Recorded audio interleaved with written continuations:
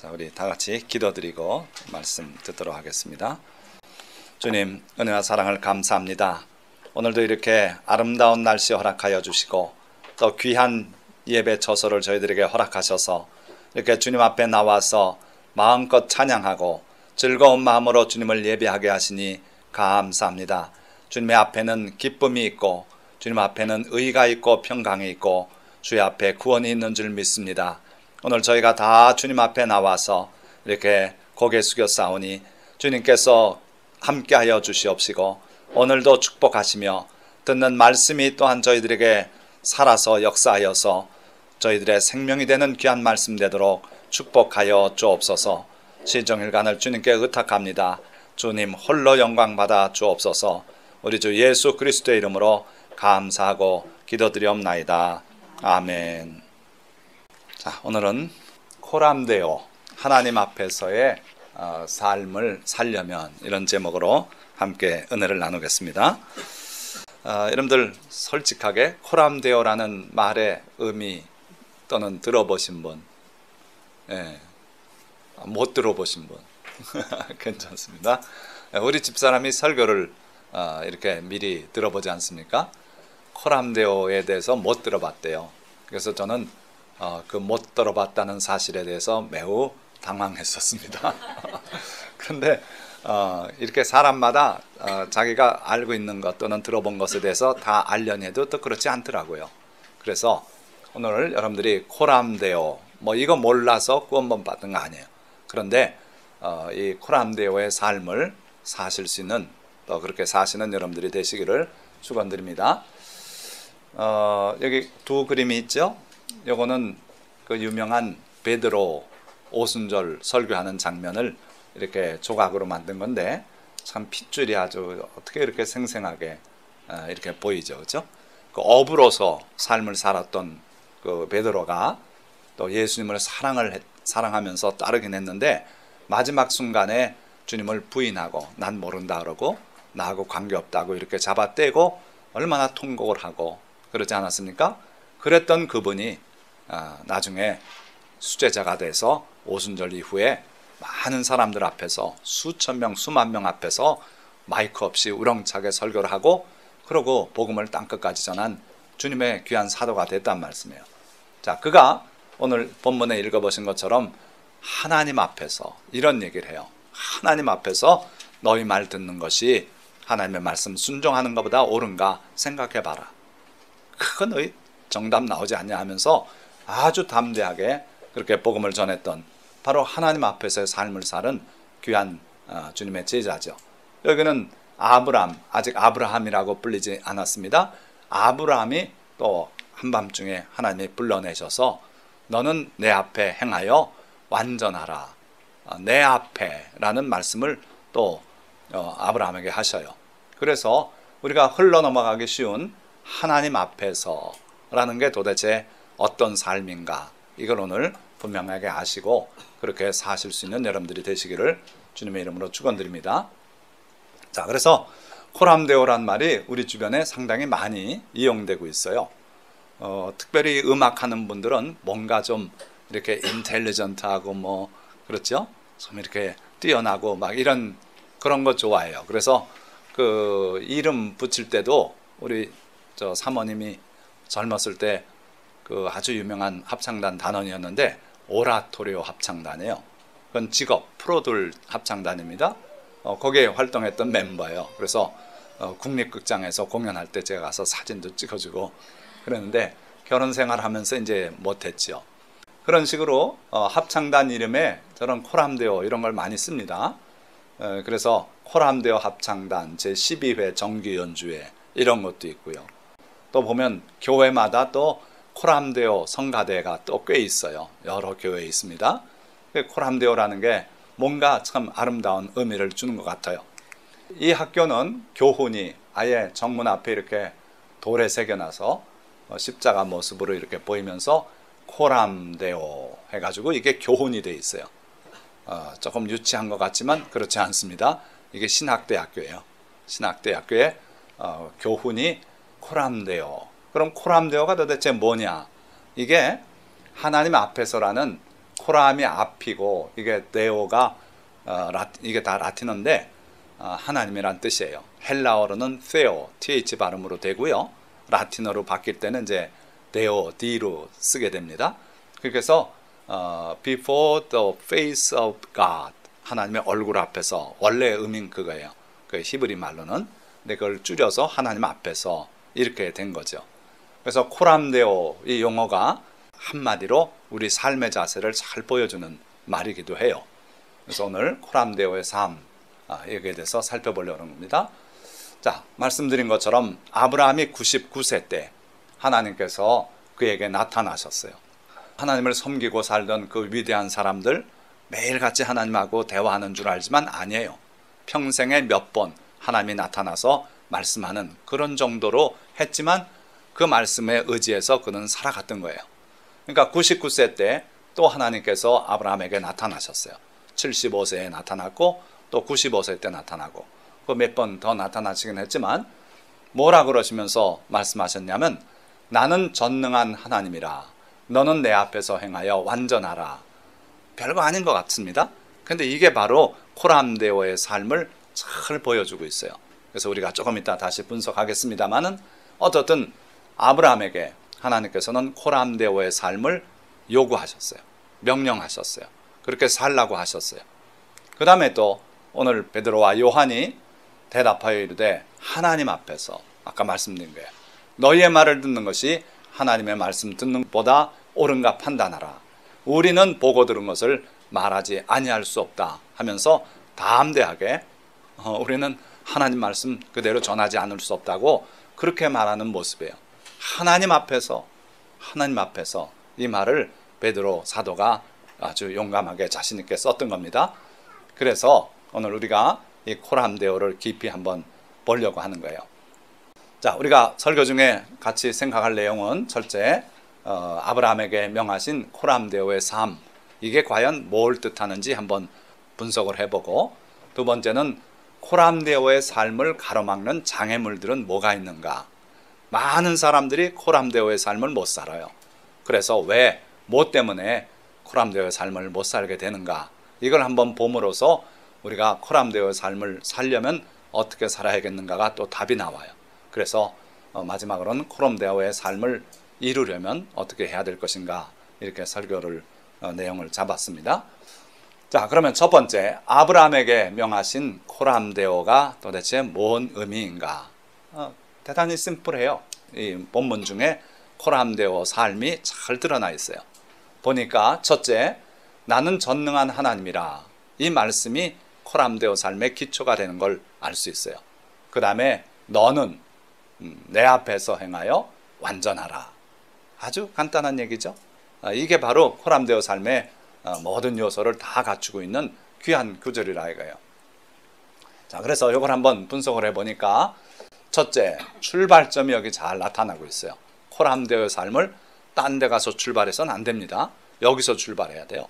경기장에서 심판관이 땅 하면 거기서 달려야지, 나는 여기 실사오니 우리 동네 가서 달리겠어 하면 안 되는 거예요. 그것처럼 출발선에서, 출발점에 반드시 있어야 돼요.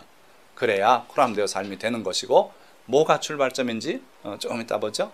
그 다음에 누가 코람데오 삶을 살도록 말씀하시는가? 아브라함이죠.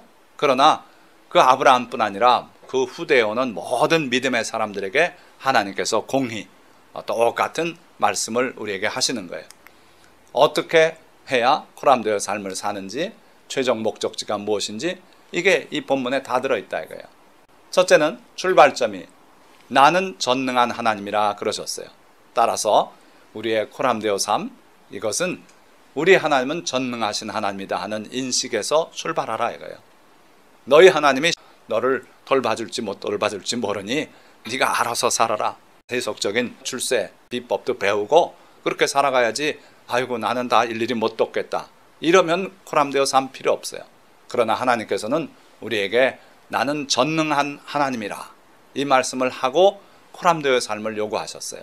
그러니까 여러분들이 이 확실한, 다 그렇게 믿으시는 줄 믿지만 이게 흔들림 없이 어려운 문제가 다가왔을 때도 내 하나님은 전능하신 하나님이다, 여기서 항상 그 문제를 해결하려고 노력하면 돼요. 그래서 코람데오 삶은 딴 거 없습니다. 하나님, 그것도 전능하신 하나님, 나를 사랑하시고 나를 돕길 원하시고 날마다 우리 짐을 지기를 즐겨 하시고 우리의 기도를 들으시는 그 살아계신 하나님, 그분이 내 곁에 계시다. 여기에서부터 이제 코람데오 삶이 시작된다 이거예요. 누구 보고 그렇게 살라고요? 아브라함만요? 아닙니다. 너는 그렇게 살라 그랬는데 그 너에는 바로 여러분이 들어갈 자리가 있는 거예요. 그러니까 여러분들이 그 자리에 함께 들어가서 나에게 하나님께서 그렇게 말씀하신다 이렇게 생각하셔야 돼요. 자, 이때 우리 주변 사람들 둘러보니까 다 아닌 것 같아요. 다 세속적으로 살아가고요. 장로님도 어떤 목사님도 다 이 하나님의 방식대로 안 살고 사람의 방식대로 살더라 이거예요. 그러나 너는 이렇게 살라는 거예요. 그래서 이 코람데오의 개념은 굉장히 우리에게 날카롭게 다가오는 그런 계명입니다. 그래서 다른 사람은 어찌하든 너는 이렇게 살거라 이렇게 주님이 말씀하는 거예요. 어떻게 살라고요? 내 앞에 행하여 완전하라 그랬지 않았습니까? 내 앞에 행하라는 거예요. 이건 뭡니까? 우리의 사고로서 그치면 의미가 없다는 거예요. 우리의 믿음은 행함으로까지 가야 그게 열매가 되는 것이고 주님은 열매를 보고 우리를 판단하시는 분이에요. 그래서 내 앞에 행하거라, 그대로 살거라, 그렇게 실천하거라, 그렇게 해가지고 완전하라 그랬어요. 최종 목적지는 완전이에요. 대충 뭐 되는 건 하고 어려운 거는 주님 형편이렵사오니 넘어가고 이게 아니라 완전하라 그랬어요. 그래서 주님은 우리가 하나님처럼 내가 거룩하니 너희도 거룩하라 그러셨고 하늘에 계신 아버지가 온전하시니 너희도 온전하라고 주님은 그렇게 가르치십니다. 그래서 이게 바로 주님이 우리에게 요구하시는 삶이고 코람데오 삶이에요. 다시 봅니다. 우리의 출발은 전능하신 하나님 그분으로부터 시작을 하는 거예요. 그분이 전능하시고 날 도울 수 있다는 것, 그렇기 때문에 다른 사람들은 어찌 살든 너는 코람데오 삶을 살라고 주님이 부탁하시니 그렇게 살아야 되는 거예요. 그리고 하나님 앞에서 행함으로써 그러면서 주님과 동행하는 게 이게 바로 진정한 코람데오의 삶이에요. 아무리 성경을 꿰뚫고 알고 신학을 바싹하게 갖추고 설교를 해대도 자기가 그 삶을 못 살면 코람데오 삶이 아니라는 거예요. 그리고 최종 목적지는 완전하라. 처음엔 실수도 많습니다. 우리 시한이 우리 교회에서 얼마나 여러 번 이 상에 부딪혔습니까? 그러면서 넘어지면서 부딪히고 울고 그러다 이제는 잘 안 부딪혀요. 키가 벌써 쑥 자랐어요. 지혜가 점점 자라가면서 똑똑해지고요. 떼쓸 줄 알고 이러면서 이제 점점 자라가는 겁니다. 그래서 결국은 완전하게 다시는 넘어지지 않고 이제는 온전하게 서고 그러고 사람 굿이라는 그런 사람이 돼야 되지 않겠습니까? 우리의 삶도 결국 최종 목적지는 완전한데 어디까지 완전하냐면 우리 하나님처럼 완전하게 그렇게 되라는 거예요. 감히 우리가 어떻게 하나님처럼 됩니까? 하나님은 그렇게 될 수 있다고 우리를 초청하신 거예요. 자, 거기에 그런데 장애물이 있습니다. 오늘은 이제 장애물을 잘 이해하셔야 돼요. 자, 이 길이 지금 코람데오의 삶으로 살아가는 길입니다. 근데 나무가 하나가 이렇게 쓰러져서 길을 가로막고 있습니다. 바로 코람데오의 삶에 크게 진행을 완전히 불가하게 만드는 이러한 장애물들이 있다 이거예요. 그러나 이 장애물이 아무리 우리를 가로막더라도 불가능한 걸 주님께서 우리에게 요구하시는 건 아니지 않습니까? 그러니까 이 장애물을 치우는 방법이 또 있어요. 이겨내는 길이 있습니다. 그래서 오늘 여러분들이 설교를 잘 들으시고 내가 진정으로 코람데오 삶을 어떻게 살아야 할지 그 답을 여러분들이 얻으시기 바라요. 자, 주님께서는 이 코람데오 삶의 요소를 두 가지를 말씀하십니다. 첫째는 은밀해야 하는 코람데오 삶을 얘기하세요. 자, 우리가 나름대로 많은 선행을 하고 주님이 기뻐하시는 믿음의 삶을 삽니다. 그 모든 것들, 이거는 은밀해야 한대요. 그래서 사람에게 보이려고 하지 마라. 그들 앞에서 너희 의를 행하지 않도록 주의하라. 너는 구제할 때 오른손이 하는 것을 왼손이 모르게 하여 내 구제함을 은밀하게 하라. 은밀한 중에 보시는 내 아버지께서 갚으시리라. 그러니까 우리의 선행은 은밀하게 하라는 거예요. 이게 하나님 앞에서의 삶이에요. 그러니까 하나님 앞에서의 삶, 코람데오는 첫째로 은밀하게 선행을 해야 그게 하나님 앞에서의 삶이라는 거예요. 자, 여기선 구제에 관해서 말씀했는데 또 너희는 기도할 때 또 마찬가지예요. 사람들 보라고 길거리에서, 시장 어귀에서, 성문 앞에서 기도하는 거 별 의미 없다는 거예요. 은밀한 중에 보시는 아버지께 골방에 들어와서 문을 닫고 그러고 기도해라. 그러면 하나님께서 들으실 것이다. 상 주실 것이다. 또 금식할 때도 남들 앞에 나 금식합니다 하는 거 나타내려고 세수도 안 하고 인상 찌그리고 머리빗도 안 빗고 이러고 나가서 웬일이십니까?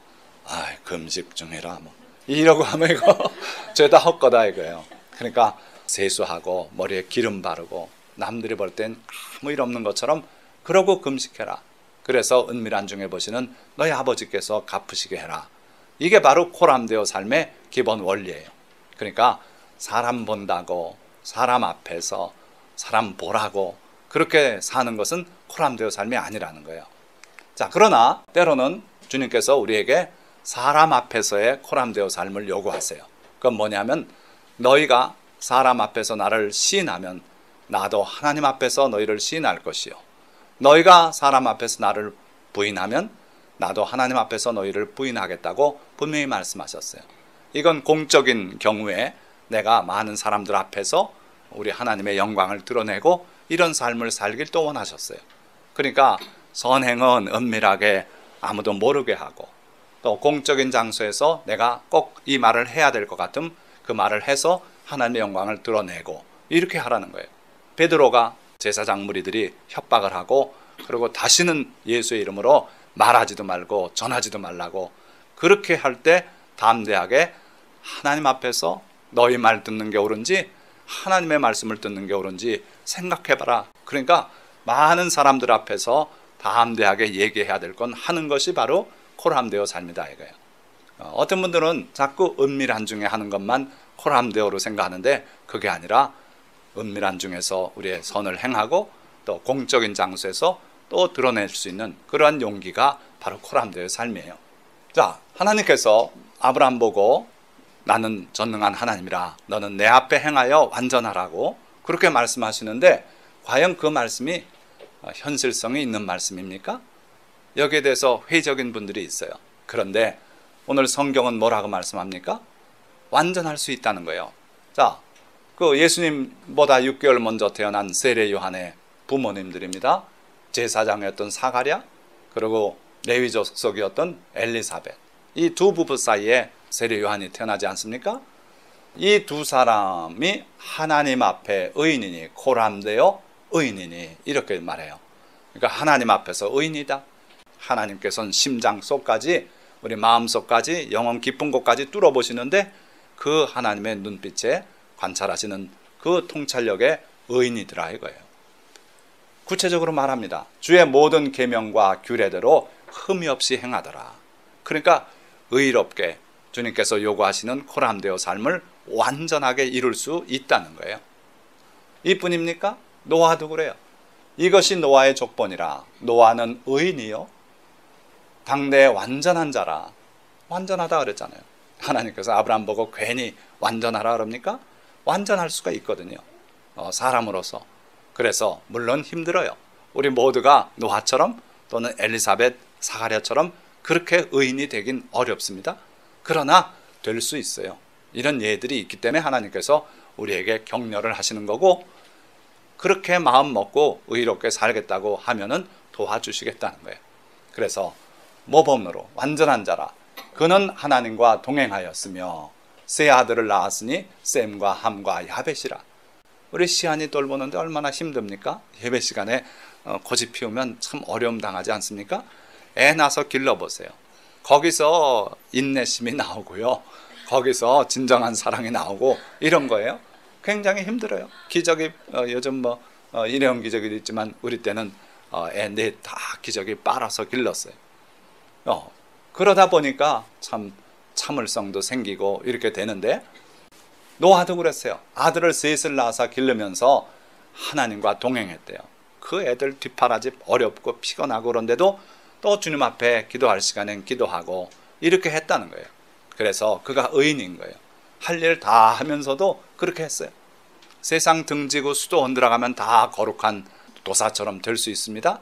그런데 자기의 삶을 살면서 그렇게 사는 건 쉽지 않아요. 근데 노아는 그런 사람이었어요. 그때에 온 땅이 하나님 앞에 부패하여 포악함이 땅에 가득한지라. 이런데 노아는 의인이었다 그랬어요. 그래서 하나님께서는 주변 사람이 다 부패해도 너는 그렇지 않을 수 있다. 이게 하나님께서 여러분들을 보는 시각이에요. 세상 다 그렇다고 해서 야 너도 할 수 없다. 가서 죄 짓거라. 이러시지 않아요. 세상에 아무리 부패하고 그 포악함이 땅에 가득하고 한번 본다고 왜 보냐고 찌르고 이런 세상이지만 너는 하나님 앞에 그러지 말고 자비롭게 살고 하나님의 온전하신 같이 네가 온전할 수 있다. 이게 주님의 우리를 향한 격려의 말씀이에요. 그래서 우리가 코람데오 삶을 살 수 있다고 일단 믿으세요. 주님이 그렇게 우리한테 예까지 주셨으니 아멘 해야 돼. 자, 그런데 이제 코람데오를 가로막는 장애물이 있다 그러지 않았습니까? 이것 때문에 대개는 걸려 넘어져요. 코람데오 삶을 못 살아요. 그래서 코람데오 삶을 가로막는 장애물이 과연 뭐냐? 간단해요. 사람 앞에서예요. 코람데오는 하나님 앞에서고 사람 앞에서 코람 호미니스. 우리 인류를 학명으로 뭐라 그럽니까? 호모 사피엔스 그러잖아요. 호모란 말이 사람이란 뜻이에요. 라틴어로. 그러니까 코람 호미니스 하면 이게 복수꼴이 돼가지고 사람들 앞에서 이런 의미예요. 그러니까 우리가 살다 보니까 사람의 인정도 받아야지요. 사람이 나를 존경도 해줘야죠. 뭐 이러한 관계 속에 살기 때문에 요게 잘못하면은 이렇게 코람데오의 길을 막는다 이거예요. 사람 앞에서 사람을 인식하고 사람 때문에 내가 하나님 앞에서 삶을 멈칫하고 그러고 중단하고 이럴 수가 있다는 거예요. 그래서 여러분들 꼭 기억하시고 사람 앞에서 이 문제를 어떻게 우리가 해결해야 될 것인가 이 답을 얻어야 돼요. 사람에 대한 두려움 또는 사람 앞에 영광, 사람이 나를 칭찬해주고 잘한다 그러고 이런 거 인정받는 거 또는 왕따 당하기 싫어서 그래서 많은 사람들이 코람 호미니스 앞에서 무너져요. 자, 대표적인 사람이 사울 임금이고요. 우리가 사랑하는 베드로 사도도 한때는 사람 앞에서 실수하고 주님을 부인하고 그렇지 않습니까? 코람 호미니스 문제를 쉽게 볼 게 아니라는 거예요. 그래서 구체적인 예를 몇 개 한번 살펴보도록 합니다. 자, 코람 호미니스의 사람 사울 왕이에요. 하나님조차도 이 사람을 귀하게 여겨서 이스라엘 백성의 왕으로 세웠어요. 처음에 왕으로 세울 땐 사울이 얼마나 겸손했는지. 그런데 세월이 가면서 차츰 변질이 됐어요. 이건 무서운 거예요. 사무엘에게 사명을 주셨어요. 아말렉을 진멸하거라. 잘 듣고 전쟁하러 나갔습니다. 그런데 하나님께서 사무엘 선지자에게 밤중에 계시를 내리셨어요. 내가 사울 임금 세운 걸 후회한다. 그가 내 뜻을 준행하지 않고 지 멋대로 한다. 하나님께서 버리시겠다니까 안타까워서 하나님 앞에 부르짖었어요. 그러고서 사울 왕이 돌아오는데 마중 나갔습니다. 그런데 저기서 벌써 소 우는 소리, 양의 음매거리는 소리, 별소리가 다 시끄러운 소리가 들리면서 다가오는 거예요. 그래서 이게 웬일인가? 진멸하러 가서 웬 소소리가 들리는가? 그래서 다가가서 내게 들리는 저 소리가 뭡니까? 그랬더니 예 그거 백성들이 당신의 하나님께 제사 드리겠다고 좋은 걸 좀 남겨왔습니다. 그랬더니 사무엘 선지자가 책망을 합니다. 하나님이 말씀 듣고 순종하는 것보다 제사를 기뻐하겠느냐. 그러니까 사울이 뒤늦게 자기의 잘못을 시인해요. 처음에는 자기는 다 하나님 뜻대로 했대요. 백성이 자기네 고집대로 소나 양을 좀 살려왔다고 그렇게 거짓말하다 뒤늦게 하나님 앞에 거짓말할 수 없는 걸 알고 이렇게 고백해요. 내가 여호와의 명령과 당신의 말씀을 어긴 것은 분명히 어겼다고 이제 뒤늦게 고백합니다. 뭐 때문에 어겼을까요? 뭐 때문에? 내가 백성을 두려워하여 그들의 말을 청종하였음이니이다. 왕이 돼가지고 초기에는 그렇게 겸손하던 왕이 세월이 가면서 자꾸 백성의 눈치를 보기 시작했어요. 주변의 고관들의 의견을 또 안 무시할 수 없습니다. 끌어나가려다 보니까 자기 의견이 아닌 것도 용인하기도 하고 정치적이 됐어요.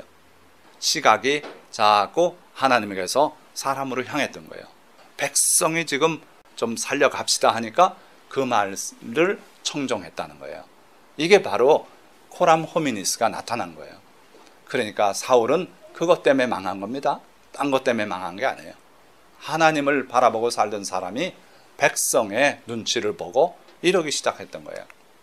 자, 그러니까 사무엘이 이제 하나님께서 당신의 왕국을 뺏어서 다른 사람에게 줄 거라고 그러고 떨치고 가요. 그랬더니 사울이 사무엘 선지자의 옷을 잡고 늘어집니다. 이러니까 옷이 찢어져 버렸어요. 찢어져 버렸어요. 그러니까 사무엘이 멈춰 서는데 사울이 또 말합니다. 내가 범죄했을지라도 이제 청하옵나니 내 백성의 장로들 앞과 이스라엘 앞에서 나를 높이사. 자, 지금 하나님 앞에 나라가 나눠지고 뺏기고 이런 상황에서 하나님께서 그를 죄인으로 보시는 이런 상황에서 사울은 진정으로 회개를 안 했어요. 마지못해 고백했고, 그러고 지금 하는 얘기 보세요. 내가 범죄했습니다. 좋습니다. 범죄했습니다.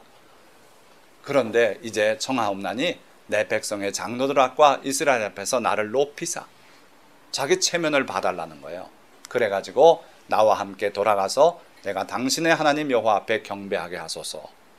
지금 사무엘은 와서 하나님 앞에 예배, 제사를 드리려고 왔는데 상황이 그렇게 되니까 떨치고 가는 거예요.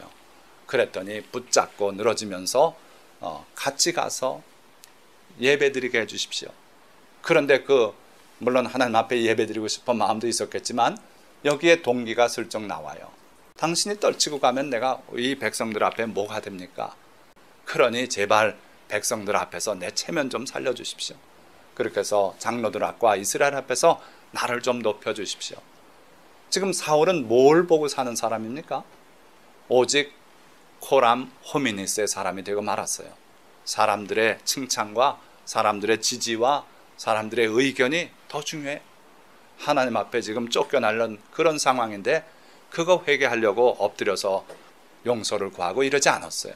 백성들, 여전히 백성 앞에서의 이게 바로 코람 호미니스예요.